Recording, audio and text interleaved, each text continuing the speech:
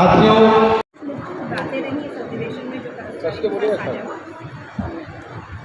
राज्य कर्मचारी संयुक्त परिषद की स्थापना 64-65 के आसपास हुई।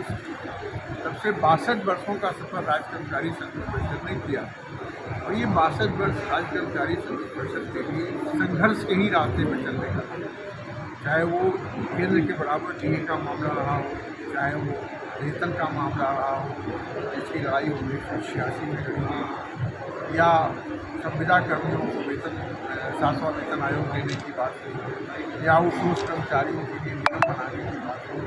राज्य कर्मचारी ने संयुक्त परिषद की सारी लड़ाइयाँ लड़ी और आज हम 50वां अधिवेशन राज्य कर्मचारी संयुक्त परिषद का बना रहे हैं।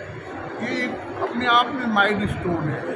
एक संगठन 50वां अपना अधिवेशन बना रहा है राज्य कर्मचारी संयुक्त परिषद में।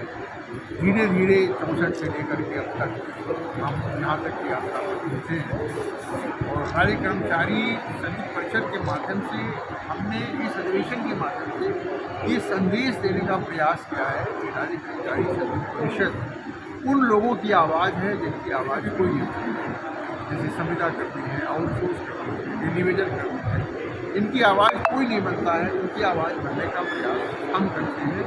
इस अधिवेशन के माध्यम से हमने आवाज़ उठाई। प्रदेश के वित्त मंत्री माननीय सुरेश खन्ना जी हमारे बीच में आए। आप लोगों की उपस्थिति में जो कुछ कहा वो आप लोगों ने सुना। प्रदेश के कर्मचारियों का सरकार की विकास यात्रा में बहुत बड़ा योगदान है।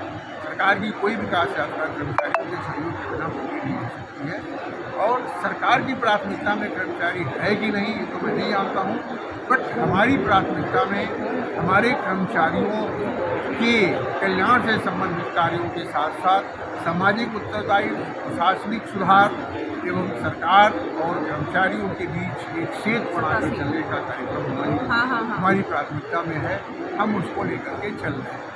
अभी एक सेशन खत्म हुआ है हमारे इस अधिवेशन का, दूसरा सेशन है। उसमें नए वर्ष के लिए कार्यकारी का चुनाव भी हुआ। मांग पत्र हमारा पारित हुआ है। मांग पत्र को हमने 5 भागों में विभक्त किया है, जिसमें पहले सामान्य मांगे हैं। सामान्य मांगों में करे जाने की कार्रवाई सरकार लंबी पड़ी रहती है, समय से प्रोद्योगिकियाँ हैं वो नहीं हो पाती हैं। पुरानी की अवधि है, यूपीएस और एनपीएस में भी संशोधनों की गुंजाइश इधर देखिएगा मैडम सब लोग सर।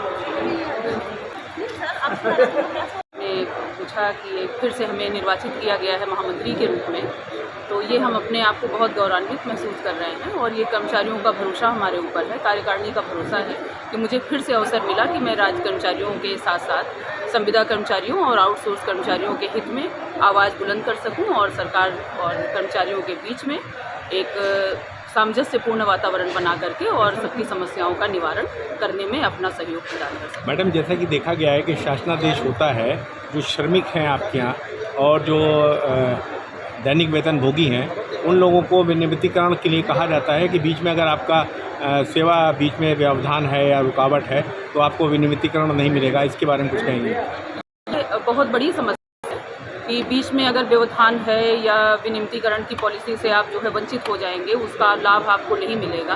तो इस पर सरकार को विचार करना चाहिए और हम लोग भी इस चीज़ पर लगे हुए हैं, बार बार सरकार मामले में करते रहते हुए।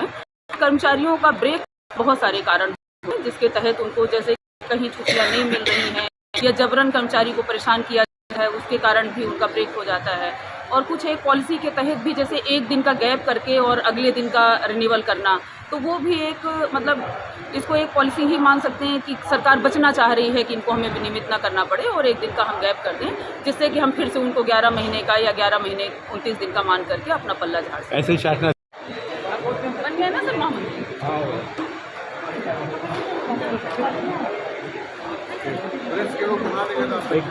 इधर हाँ